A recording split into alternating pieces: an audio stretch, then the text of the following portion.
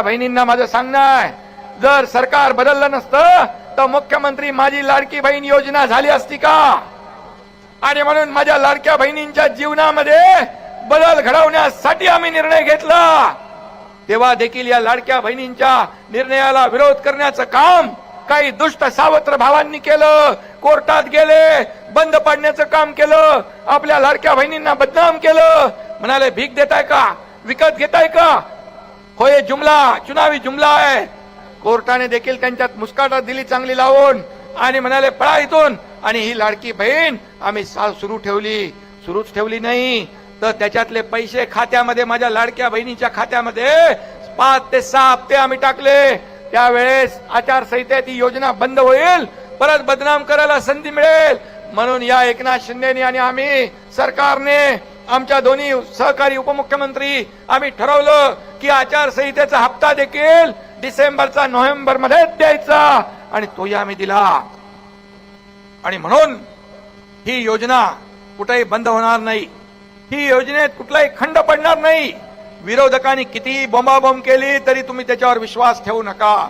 मी तुम्हाला सांगितलं होतं जेव्हा वेळ येईल, हे दुष्ट सावत्र भाऊ यांनी तुमची योजनेमध्ये खोडा घालायला प्रयत्न केला, त्यांना चांगला जोडा दाखवा। आणि तुम्ही निवडणुकीत चांगलाच जोडा दाखवला आणि मुख्यमंत्री माझी लाडकी बहीण योजना ही हिट नाही तर सुपरहिट झाली। सुपर डुपर काय म्हणतात त्याला, सुपर डुपर हिट झाली।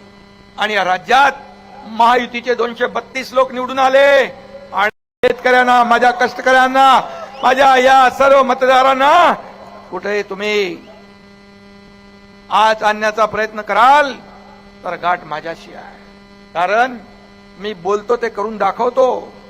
एक बार जो मैंने कमिटमेंट दी तो मैं फिर खुद की भी नहीं सुनता।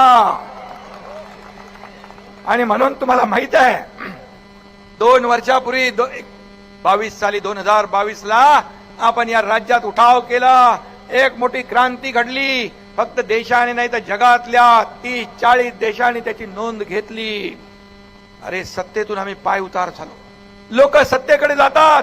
मी मंत्री होतो, माझ्या बरोबर सोबत अनेक मंत्री होते, सत्ता सोडली, सत्तेच्या पाय उतार आम्ही झालो, कारण शिवसेना, बाळासाहेबांच्या विचारांची शिवसेना या ठिकाणी काँग्रेसच्या दावणीला बांधण्याचं काम काही लोक करत होते, काही लोकांनी केलं 2019 ला। आणि तुमची शिवसेना आणि धनुष्यबाण काँग्रेसच्या दावणीला बांधण्याचं पाप केलं, हिंदुत्वाचे विचार सोडले आणि शिवसैनिकांचं खच्चीकरण होऊ लागलं आणि धनुष्यबाण हा गाण पडला। आणि तो वाचवण्यासाठी, शिवसेना वाचवण्यासाठी, धनुष्यबाण वाचवण्यासाठी या तुमच्या एकनाथ शिंदेने उठाव केला, क्रांती घडवली आणि सरकार तुमच्या मनातलं या ठिकाणी आणलं।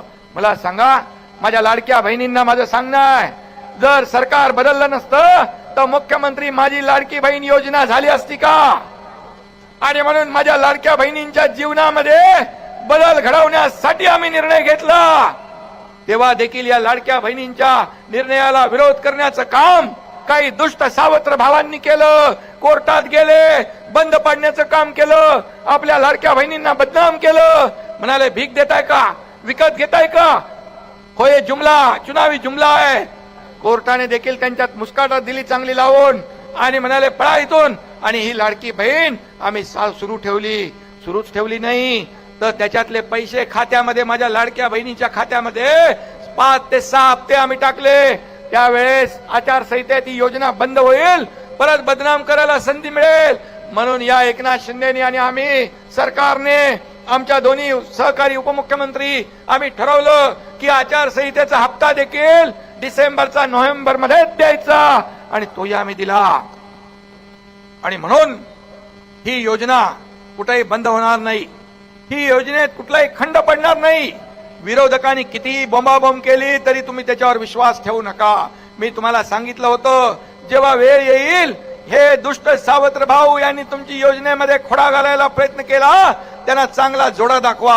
आणि तुम्ही निवडणुकीत चांगलाच जोडा दाखवला आणि मुख्यमंत्री माझी लाडकी बहीण योजना ही हिट नाही तर सुपरहिट झाली। सुपर डुपर काय म्हणतात त्याला, सुपर डुपर हिट झाली। आणि या राज्यात महायुतीचे 232 लोक निवडून आले आणि दैदिप्यमान असा विजय या ठिकाणी आपल्याला मिळाला. आणि हा इतिहास आहे, हा तुमच्यामुळे घडलेला इतिहास आहे. आणि म्हणून शिवसेना आणि धनुष्यबाण दोन्ही आज आपल्याकडे आहेत, दोन्ही तुमच्याकडे आहेत. कोर्टाने, निवडणूक आयोगाने, जनतेने हे ठरवलं की या धनुष्यबाणाला हातात घेण्याची ताकद आणि बाळासाहेबांचे विचार पुढे नेण्याची ताकद या एकनाथ शिंदेच्या शिवसेनेत आहे. आणि म्हणून धनुष्यबाण आणि शिवसेना दोन्ही आपल्याकडे आलं. आणि नंतर काही लोक म्हणाले आम्ही आता जनतेच्या न्यायालयात जाऊ, जनतेच्या न्यायालयात आम्ही न्याय मागू. आणि झालेल्या विधानसभेच्या निवडणुकीमध्ये जनतेने देखील उरला सुरला नक्षा तुमचा बदलून टाकला, उतरवून टाकला. आणि तुम्ही 97 जागा लढवल्या, त्यातल्या फक्त 20 आल्या. या एकनाथ शिंदेने, बाळासाहेबांच्या, दिघे साहेबांच्या विचाराच्या शिवसेनेने 80 जागा लढवल्या, त्यातल्या 60 जागा निवडून आल्या.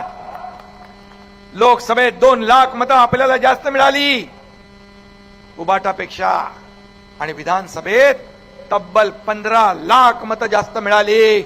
मग सांगा, माझा सवाल आहे, खरी शिवसेना कुणाची? खरा बाळासाहेबांच्या विचारांचे वारसदार कोण? याच्यावर शिक्कामोर्तब जनतेने केलं, या महाराष्ट्रातल्या तमाम जनतेने केलं.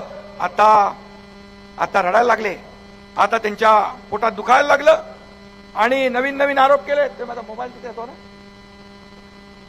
नवीन नवीन आरोप करू लागले की हे चोरलं, माझं ते चोरलं, लहान पोरासारखं रडाय. घरात बसून निवडणुका जिंकता येत नाही, त्याला रस्त्यात उतरावं लागतं, लोकांमध्ये जावं लागतं आणि लोकांची सुखदुःख ऐकून घ्यावी लागतात. तुम लढो हम कपडा संभालते है असं म्हणून निवडणुकाही जिंकता येत नाही आणि कार्यकर्तेही जिंकता येत नाही. हा एकनाथ शिंदे कार्यकर्ता बनवून लढला, कार्यकर्ता बनवून वागला. आज बोराडे इथं जिल्हा प्रमुख काय येतोय, त्याच्याबरोबर शेकडो पदाधिकारी काय येत आहेत, हजारो शिवसैनिक काय येत आहेत. का तर तिकडे मालक आणि नोकर असं आहे. हा मालक आणि नोकरांचा पक्ष नाही, हा बाळासाहेबांच्या विचारांचा, कार्यकर्त्यांचा पक्ष आहे. इथं कोणी मालक नाही, इथं कोणी नोकर नाही, आपण सर्व सहकारी आहोत, आपण सर्व कार्यकर्ते आहोत. इथं खासदार श्रीकांत शिंदे यांनी कोल्हापूरमध्ये सांगितलं, आपला पक्ष असा आहे, राजा का बेटा राजा नहीं बनेगा, जो काम करेगा वही राजा बनेगा, असा आपला पक्ष आहे. प्रतापराव जाधव इथं बसलेत, या सर्व 7 खासदारांनी मला सांगितलं केंद्रात श्रीकांतला मंत्री बनवा. पण श्रीकांतनी सांगितलं आपल्यामध्ये जो सिनियर आहे त्याला मंत्री बनवा. आणि प्रतापराव जाधव इथं साक्षीदार आहेत की प्रतापराव जाधव यांना आपण केंद्रात मंत्री बनवलं. ही शिवसेना आहे, ही खरी शिवसेना आहे. आणि म्हणून मी आपल्याला एवढंच सांगतो की हे यश जे आहे हे बाळासाहेबांच्या विचारांचं, आपल्या महायुतीच्या एकजुटीचं, महायुतीच्या ताकदीचं आहे. आणि 2.5 वर्ष तुम्हाला मी सांगतो, आता अर्जुन सांगत होते की तुम्हाला झोपता कधी, जेवता कधी, उठता कधी. मला सगळे लोक प्रश्न विचारतात, तुम्ही किती वेळ झोपता?